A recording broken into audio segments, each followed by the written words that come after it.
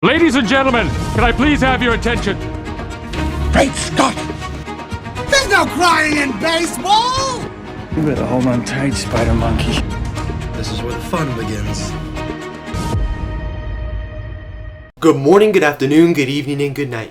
That's right, we're ranking Red 1. Red 1 is a 2024 American action-adventure Christmas fantasy comedy film where Jack O'Malley, a hacker, is drawn into a thrilling mission to rescue Santa Claus with the help of the North Pole's head of security, Callum Drift. I'm a little late with this review, but this movie received a lot of hate coming out of the theater, and honestly, I think it was exaggerated. It is not as bad of a movie as people are making it out to be, and let's get into why with the 10 essential aspects of a movie. First is plot. Does the movie follow a comprehensive story arc and is plausible within the world that has been created? One thing I like to harp on with plot is, did this story need to be told? Did you need to make a movie, or were you just making something to make money? Personally, with a story like Christmas that's been done a million times, I thought they did a good job. I thought they brought a lot of new technology and different aspects, different organizations, different ideas on how Christmas is run and the origin of Christmas. I thought it was interesting enough to make a movie. That doesn't mean, though, that it didn't have its faults. I will say that it did feel like a Christmas movie. However, I don't know who they were appealing to. Most Christmas movies are for kids. They're meant to entertain children. Hopefully you entertain adults as well. There are very few just purely adult Christmas movies. This movie rides in the middle. There's language in this movie that just isn't for kids, and it's not just one or two times. Quite a few times they will cuss or use language that I probably wouldn't want my kid to hear up to a certain age, but then they don't fully commit to the adult side. They don't have a story that's very adult heavy and kids just shouldn't watch it at all. It's a mix of both, and I wish they would have just chose one rather than trying to do both. I really wish they would have just restrained on the language and had it be, it didn't need it at all. It felt really forced, and I just think that's a weird thing to do with a Christmas movie. I thought that was a problem when it came to the audience, because it's a Christmas movie I could enjoy, but I don't know if I could show it to my kids up to a certain age. Another problem is the villain of this movie is not that great, not that interesting.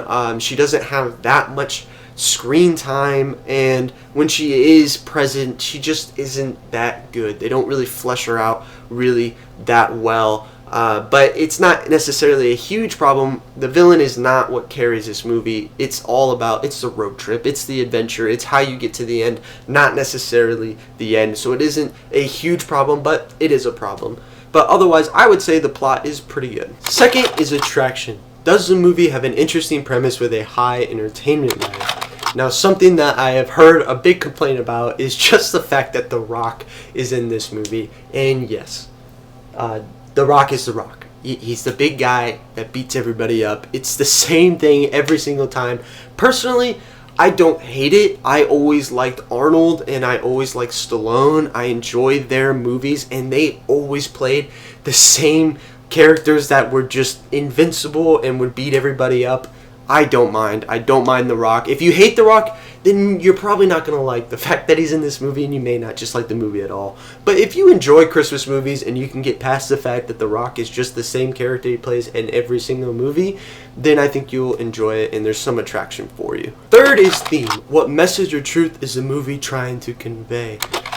Surprisingly, I really enjoyed the theme of this movie. In fact, I often enjoy the theme of Christmas. It's one of my favorite holidays. I just feel every Christmas movie, or just the atmosphere of Christmas, is all about positivity. It's all about joy. It's all about being appreciative of what you have and what you can give to others. I really enjoy that, and this movie had somewhat of a different spin that I hadn't seen in a previous movie before. And one thing that they addressed in the beginning of this movie is that more people are on the naughty list than the nice list for the first time in history. And they focus more on the adults rather than the children. And one thing that Santa says, and that they mention a couple times throughout the movie, is that every day you have the opportunity to make choices to make yourself a better person, and that it doesn't matter what has happened in the past, but today you have an opportunity to make some choices to make you better and the people around you better, and every day, every choice after that is another opportunity to make yourself and others around you better. I really enjoyed that. I thought that was a really heartwarming message that there are some people who may watch this movie and that really strikes them. Maybe they have a past that is hard for them to get over. They can't feel like they can forgive themselves, or they just feel like they're too far gone. I think it's a great message to say it's never too late. It's never too late to decide to be a better person by making small decisions that may end up being big decisions. I just really enjoyed it. I thought a lot of people might benefit from hearing it. Fourth is dialogue. Is there a real feel to the conversations? I was definitely worried going into this movie that there was going to be a lot of cringe dialogue. There really, surprisingly, wasn't that much. There were a few moments that were a little cringy, but I would say for the most part the dialogue of this movie was done fairly well. Fifth is acting. Are the characters convincing? I don't necessarily think there's anybody in this movie that stands out. Of course, you have The Rock and Chris Evans playing together. They play their stereotypical roles, and their chemistry is good. It's convincing. They do a good job. It's just nothing crazy, nothing that stands out. I will say the character of Krampus in this movie, I don't necessarily know if it was the acting. I think it's the combo of acting and just the character, but I just enjoyed him a lot. Whenever he was on screen, I just was really enjoying the movie, and I wanted him to be a part of the movie more than he actually was. Sixth is cinematography. Is there a creative use of lighting, setting, and wardrobe to convey emotion? Now let's talk about the lighting, setting, and wardrobe. Something that I saw that was very common was the fact that this movie had an insane budget. I believe it was $250 million. I don't know where that money went, because there were parts of this movie that did not look good. There were action sequences that did not look that great. Definitely did not look like $250 million worth of a movie. However, it's not the end of the world, because some of the world is interesting. The technology is really interesting. I enjoyed seeing all the different ways they got around, all the different ways that they defended themselves, all the tech that came from the North Pole. I thought it was all really interesting. Of course, every Christmas movie pretty much has a montage at the end, if it's about Santa, of Santa going through Christmas. Their iteration of how Santa handles Christmas, I thought it was cool. I thought it was interesting. It was different. It was unique the way that he handled Christmas in this world, and it was fun to watch. I really did enjoy that aspect. Emotionally, there's not much for emotion. They tried at the end, but honestly, you saw it coming, and you didn't care about the characters quite enough to really get emotional about it, but they did try at the end. Seventh is editing. This is all about the pace of the movie. The movie is 2 hours and 3 minutes long. It's a decent amount of time. It could have been shorter. I don't know necessarily what they would have cut out. I'm sure there's sequences in this movie that if they cut out, it wouldn't have really bothered me. But they left in 2 hours, 3 minutes. It's a decent time. Eighth is soundtrack. I don't necessarily remember much about this soundtrack.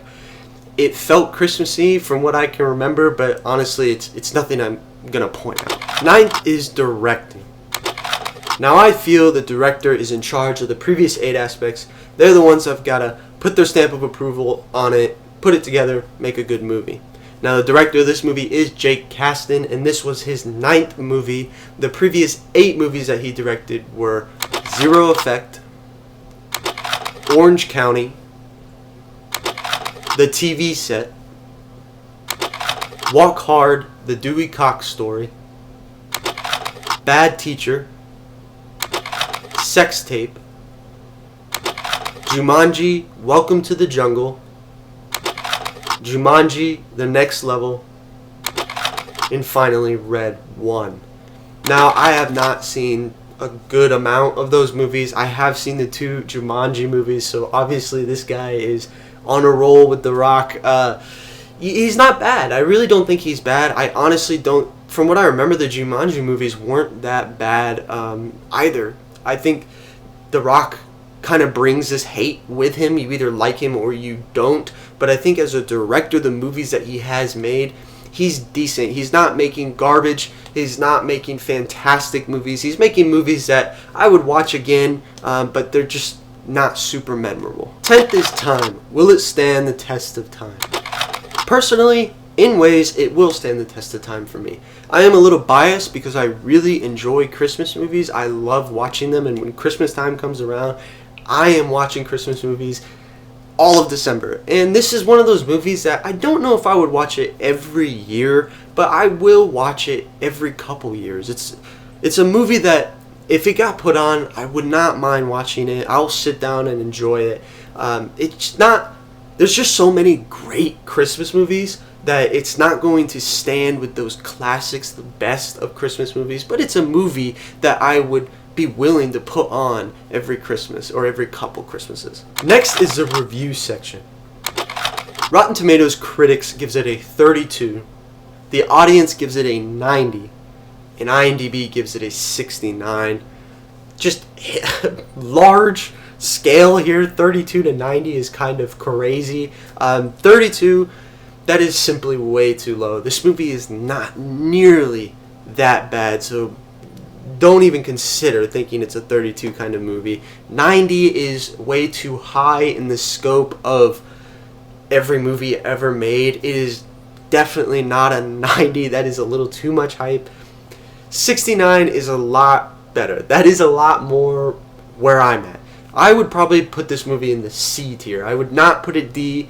I just think it's a low C movie. It's a decent movie. It's got good aspects, but it's not necessarily memorable. I'd probably put it, I feel like the mid C, that 75 to 80 range. I don't think it's on the high end. I think it's more towards that 75. Lastly, for the rankings. For the year of 2024, out of 24 total movies, on the entertainment side, I have it second. Just below The Fall Guy and above Speak No Evil. I know, okay, calm down. It's not that bad. I know people are probably not going to like that ranking, but the truth is, I enjoyed it. I had a good time watching this movie, even though everybody pretty much said I wouldn't. I did. I thought it was decent. I thought the story was interesting. I am biased because I like Christmas, but it's a good Christmas movie. And frankly, this year, entertainment-wise, movies have not been that good. There have been a good amount of cinematic movies that came out this year that I thoroughly enjoyed, but entertainment-wise, there hasn't been that great of a crop, and this movie is good. It's a made for entertainment movie that was done well. I've got it below The Fall Guy. The Fall Guy, I just like the comedy better. It's a movie it's easier for me to plop in and watch because I just liked it. I like the humor in that better. The acting is better in my opinion. I just think it's funnier. It's got better aspects. It's a movie I would prefer to watch over Red One, but I liked Red One. Now I've got Red One over Speak No Evil. Speak No Evil is not made for entertainment. Luckily, it's just a good movie. It does a lot of things well, and so it would make me want to rewatch it again because it is good, but it's not an entertainment type of movie. Red One is. It's a movie that you just sit down, have a good time, drink some hot chocolate, sit with the family, and you don't have to care that much. Speak No Evil is not necessarily that kind of movie. Now, cinematically, out of 24 total movies, I have it 11th, just below Transformers 1 and above Beetlejuice. I have it below Transformers 1. You know, in some ways they're very similar, but I just thought Transformers 1 had a more interesting background going on. The direct story is interesting, but Cybertron was very interesting. Transformers themselves were interesting. The political things going on, the relationship aspect going on, I just thought they handled it really well. It's a good movie. Red One is also a good movie. Neither one of them really hit emotionally, but they both try. I just like the seriousness of Transformers 1 over Red One. Now I have it above Beetlejuice. Again, I kind of put them on the same level of creativity. Beetlejuice is not... You already have the original Beetlejuice, and they just kind of played on that. Now, they added a couple aspects, but not enough for me to act like, it just is a brand new style, but it's interesting. However, I felt Red 1 really did go for an emotional aspect. It didn't work all that well, but they tried, and I do feel there are some people that would get emotional towards that movie. Beetlejuice, I just don't think it really did much emotionally, so it's kind of where I give Red 1 the upper hand. Now, for the decade of the 2020s, out of 26 total movies, on the entertainment side, I still have it second, just below The Fall Guy and above Speak No Evil, for the exact same reasons. Cinematically, out of 26 total movies, it's still 11th, just below Transformers 1 and above Beetlejuice. Beetlejuice, again, exact same reasons as before. Now, for all time, out of 36 total movies, on the entertainment side, I have it 6th. Just below A Million Ways to Die in the West and above Speak No Evil. Now, I've got it below A Million Ways to Die in the West. That is my comedy that I prefer. That is a movie that I can watch, I can laugh, I can watch it multiple times and laugh. It is a good, entertaining movie. Red 1 is just a Christmas movie. If I would watch it again, I'd watch it around Christmas. But if it wasn't Christmas themed, I don't think I would enjoy it enough to rewatch it, but it is, and it works well. But A Million Ways to Die in the West I can watch at any time, and I would definitely watch it again. So it's kind of easily above Red 1 in the entertainment section. Now, cinematically, out of 36 total movies, I have it 16th, again, just below Transformers 1 and above Beetlejuice. Beetlejuice, it's there for the exact same reasons as before. Now, that's all I've got for Red 1. Tell me in the comments, let me know, if you've seen it, did you really think it was that bad? And if you did, tell me why I'm wrong in some of the ways that you thought it was just poorly made. I thought they did a good job. I thought it was a fun movie. I thought it was a Christmas movie. I enjoyed myself. Make sure, if you want to see somebody else who does movie reviews in the same format that I do, go check out my best friend Bosso Movie Reviews. He does the same format, ranking in the same year, decade, and all time. He has a huge list going. He's at 50-something movies now. He is rolling. He does a lot more older movies than I have been able to as well. So make sure you go check him out if you're interested. Otherwise, comment a movie that you want me to review. If you want that review expedited on the list, then I have a PayPal description that you can donate any amount of money to, and I will expedite that review for you. But you don't have to. Just comment and I will eventually get to your movie. Make sure you subscribe so that you can watch me review the movie that you commented. But otherwise, that's all I got. I'm Mr. Majoritarian. Stay classy, San Diego.